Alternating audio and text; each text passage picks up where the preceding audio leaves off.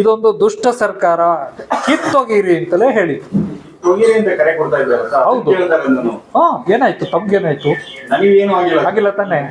ಭ್ರಷ್ಟ ಅಂತ ತೋರಿಸ್ತೆ ತಾನೆ ನಾನು, ದುಷ್ಟ ಅಂತ ತೋರಿಸ್ತೆ ತಾನೆ.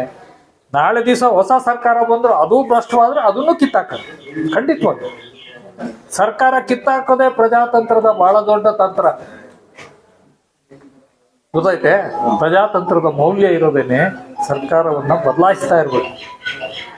ಯಾವಾಗ ಅದರೊಳಗೂ 10 ವರ್ಷ ಇರೋದಕ್ಕೆ ಒಂದು ಸರ್ಕಾರ ಸಾಕಷ್ಟು ಕೆಟ್ಟಿರುತ್ತೆ, ಸಾಕಷ್ಟು ಹುಳುತ್ತಿರುತ್ತೆ, ಸಾಕಷ್ಟು ಭ್ರಷ್ಟವೂ ಆಗಿರುತ್ತೆ.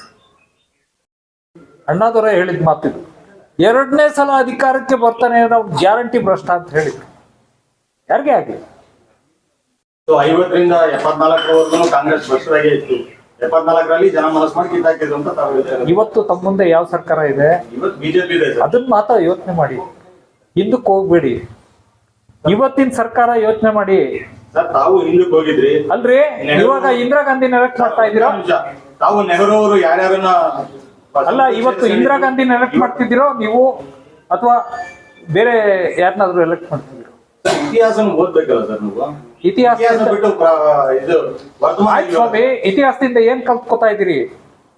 ಭ್ರಷ್ಟನ್ನು ಮುಂದುವರಿಸಿ ಅಂತ ಕಲ್ತ್ಕೋತಾ ಇದ್ದೀರಾ? ಇದೇನಾ ನಿಮ್ಗೆ ಇತಿಹಾಸ ಹೇಳಿರೋ ಪಾಠ? ಭ್ರಷ್ಟನ್ನ ಓಡಿಸ್ತಾ ಇರ್ಬೇಕು, ಒದ್ದೋಡಿಸ್ತಾ ಇರ್ಬೇಕು. ಅದೇ ಪ್ರಜಾತಂತ್ರದ ಇತಿಹಾಸ. ಆ ಕೆಲಸ ಮಾಡಿ. ಪತ್ರಕರ್ತರು ನೀವು ಮಾಡದೇ ಇರೋದ್ರಿಂದ ಆ ಭ್ರಷ್ಟತೆ ಮುಂದುವರಿತಾ ಇದೆ. ಗೊತ್ತಾಯ್ತಾ? ಯಾರ್ರೀ ಮಾತಾಡಿದಿರಿ ಎಲೆಕ್ಟ್ರಲ್ ಬಾಂಡ್ ಬಗ್ಗೆ? ನಿಮ್ಮ ಪತ್ರಿಕೆಯಲ್ಲಿ ಬರ್ದಿದ್ದೀರಾ ನೀವು? ಸುಪ್ರೀಂ ಕೋರ್ಟ್ ತೀರ್ಪು ಕೊಟ್ಟಿದೆ, ಬರ್ದಿದ್ರೇನ್ರಿ?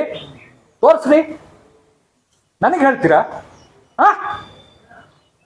ಬರ್ದಿದ್ದೀರಾ? ಪತ್ರಕರ್ತರಿಗೆ ಒಂದು ಜವಾಬ್ದಾರಿ ಇರ್ಬೇಕು.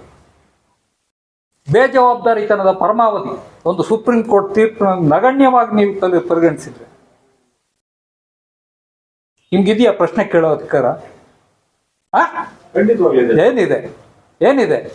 ನಾನು ಕೇಳ್ತಾ ಇದ್ದೀನಿ, ಎಲ್ಲಿ ನೀವು ಏನ್ ಬರ್ದಿದ್ದೀರಿ? ಸುಪ್ರೀಂ ಕೋರ್ಟ್ ಅಂತ ದೊಡ್ಡ ತೀರ್ಪು ಕೊಡ್ತು, ಯುನಾನಿಮಸ್ ತೀರ್ಪು ಕೊಡ್ತು, ಸಂವಿಧಾನ ಪೀಠ ಥೂ ಅಂತ ಹೋಗಿತ್ತು ಎಲೆಕ್ಟ್ರಲ್ ಬಾಂಡ್. ನೀವೇನ್ರಿ ಹೇಳಿದಿರಿ ನಿಮ್ಮ ಪತ್ರಿಕೆಯಲ್ಲಿ? ತೋರಿಸ್ರಿ, ನಿಮ್ಮ ಪತ್ರಿಕೆಯಲ್ಲಿ ಏನ್ ಬರ್ದಿದ್ದೀರಿ ತೋರ್ಸಿ, ನಿಮಗೆ ಶರಣಾಗ್ತೀನಿ.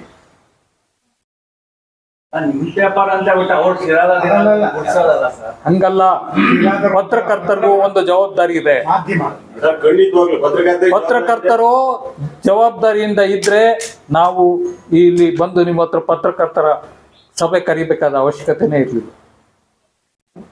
ಎಲೆಕ್ಟ್ರಲ್ ಬಾಂಡ್ ಎಲ್ಲಿ ಯಾವ ಇದರ ಮಾಧ್ಯಮದಲ್ಲಿ ಚರ್ಚೆ ಆಗಿದೆ ಕರ್ನಾಟಕದಲ್ಲಿ ಹೇಳಿ? ಅಂತ ದೊಡ್ಡ ತೀರ್ಪು, ನಾನು ಸಂವಿಧಾನದ ವಿದ್ಯಾರ್ಥಿಯಾಗಿ ನಾನು ಆರಾಧಿಸುವ ಒಂದು ತೀರ್ಪು. ಭ್ರಷ್ಟತೆಯನ್ನ ಎಕ್ಕಿ ತೋರಿಸಿದೆ. 6060 ಕೋಟಿ ರೂಪಾಯಿನ ಭ್ರಷ್ಟತೆ ಭಾಜಪದು. 6060 ಕೋಟಿ, ಇದು ಸಿದ್ಧ ಮಾಡಿರೋದು, ಪ್ರೂವ್ಡ್. ಇದನ್ನ ಹಿಡಿದಿಟ್ಕೊಂಡಿದ್ರು 6 ವರ್ಷ ಈ ಮಾಹಿತಿಯನ್ನು. ಅದು ಮಾಡಿ, ಪತ್ರಕರ್ತರು ಫಸ್ಟ್ ಆ ಕೆಲಸ ಮಾಡಿ.